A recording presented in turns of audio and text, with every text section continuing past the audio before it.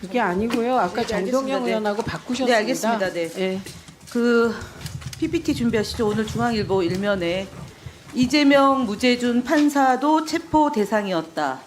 이 기사가 지금 나왔습니다. 혹시 김태규 직대 이 기사 보셨나요 오늘? 그 보셨죠? 뭐 소상인 모르고 보셨죠? 헤드라인만 질문이 봤습니다. 보셨죠예요. 왜냐하면 방통위는 언론 보도를 모니터링해서 예, 헤드라인 봤습니다. 예, 이것에 대해서 같은 판사 출신으로서 어떻게 생각하십니까? 사법부를 대통령이 농락하고 있는데 이에 대해서는 판단이 그 없습니까? 부분에 대해서는 제가 답변 드리는 게 적절치 않아 보입니다.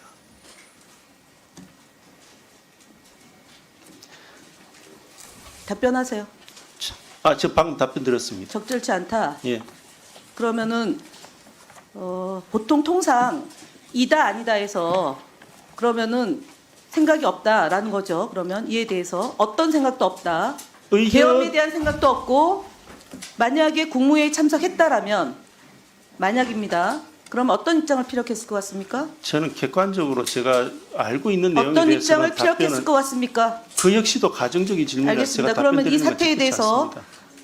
국무위원은 아니지만 배석자의 입장에서 사과하신 적 있습니까? 국민들에게? 달리 그런 적 사과하십시오. 없습니다. 그 역시도 저는 지금 당 사과하십시오. 지금 사과 안 한 국무위원은 딱 한 명. 김문수 장관이었습니다.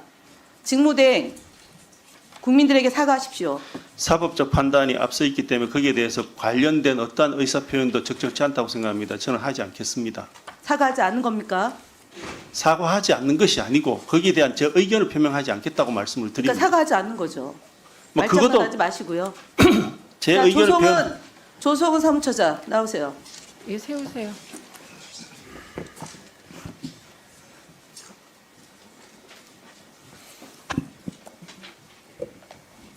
예, 고위공무원이죠. 예 그렇습니다. 이 내란 사태에 대해서 방통위 사무처장으로 사과할 용이 있습니까? 국민들에게? 없습니까? 뭐 이런 아니, 상황이 사과할 용의가 있으면 사과 깔끔하게 하시고요. 이런 없으면 상황이 하시고. 벌어진 거에 대해서는 안타깝게 생각합니다. 안타깝습니까? 예. 만약에 지금 이곳에 방통위가 아니라 감사원에 있다고 생각하고요. 내지는 과학기술정보통신부의 고위공무원으로 생각하고 장관은 사과했습니다. 그러면 그 고위공무원들은 어때야 되는 겁니까? 국가공무원으로서 장관이 사과했습니다. 그리고 명령에 불복종하겠다고 장관은 얘기했습니다. 그렇다면 그 고위공무원들은 어떤 태도여야 됩니까? 지금처럼 안타깝습니까? 아니면 사과합니까? 들어오십시오. 이차관님 네, 입장 얘기해 보십시오. 계엄 자체에 동의하기 어렵습니다. 예, 그러면은 국민들이 공포와 생명 안전의 위협을 느끼고 일상으로 돌아가지 못하고 지금 뜬 눈으로 밤을 새는 분들이 많습니다. 국가공무원으로서 이 상황에 대해서 사과할 용이 있습니까? 있습니다. 장관께서 사과를 미리 드렸던 네, 걸로 사과하셔야 알고 됩니다. 있습니다. 그리고 알겠습니다. 그리고 질문하겠습니다. 그 국가 비상계엄에 따른 통신장애 통신장애에 대해서 한번 살펴보겠습니다. 네이버 카페, 네이버 뉴스 다음 카페가 접속 불가, 댓글 작성 불가, 접속 지연이 됐습니다. 이게 그 다음에 12월 7일에도 똑같은 일이 벌어졌습니다. 수백만의 대한민국 국민이 모였는데 통신 장애가 있었어요. 그래서 이 부분에 대해서 많은 국민들이 우려하고 있습니다.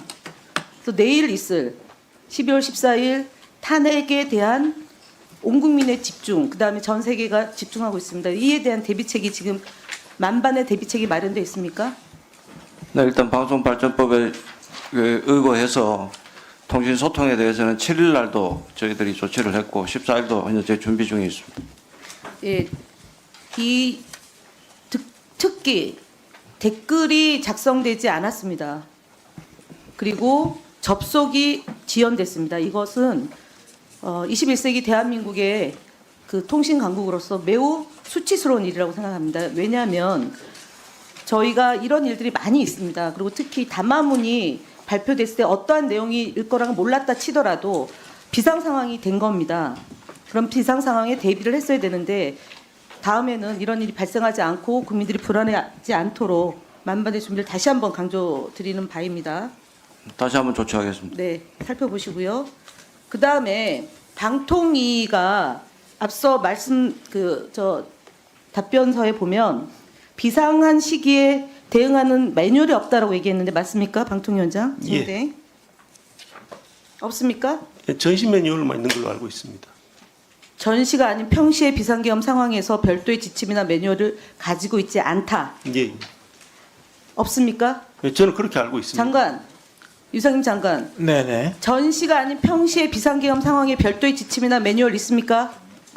예, 거기에 대한 별도의 것은 없고, 없지만 그래도 우리가 유선이라도 또는 무선이라도 조치를 해야 된다고 생각을 합니다. 을지훈련, 충무훈련 왜 합니까? 예, 그것은 국가 비상 사태 발생 시 합니다. 그럼 국가 비상 상황이 발생했습니다. 그럼 충무훈련이 발동된 겁니다. 그거는 전시 재난을 말씀드리는 것입니다. 비상계엄 상황입니다. 충무훈련이 발동된 겁니다. 그래서 그에 따라서 지금 계엄이 발동이 됐기 때문에 그에 따라서 조치가 진행 중이었던 겁니다. 그래서 방통위에 사람을 보내라고 연락을 받은 겁니다. 그 조치에 따라서 방통위원장 직무대행 예. 을지훈련에 따르면 어떻게 해야 됩니까? 이런 비상 상황이 발생하면 을지훈련 전체적인 매뉴얼을 제가 숙지하고 있지는 못합니다. 조성원 차장 나오세요.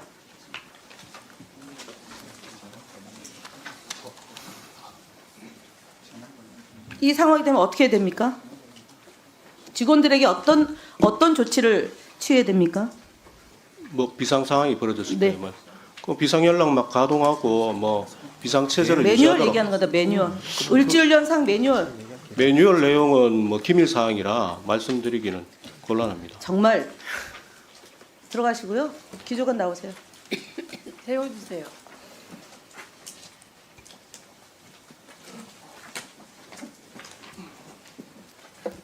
어떻게 해야 됩니까, 직원들을?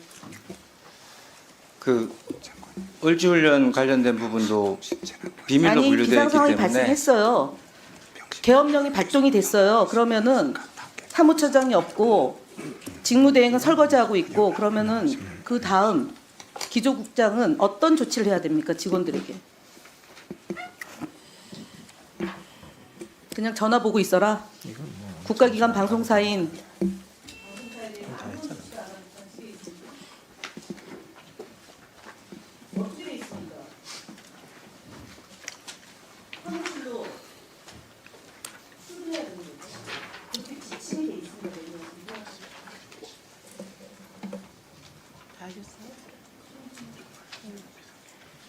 이혜민 의원님 질의하십시오. 네, 조국혁신당 이혜민입니다.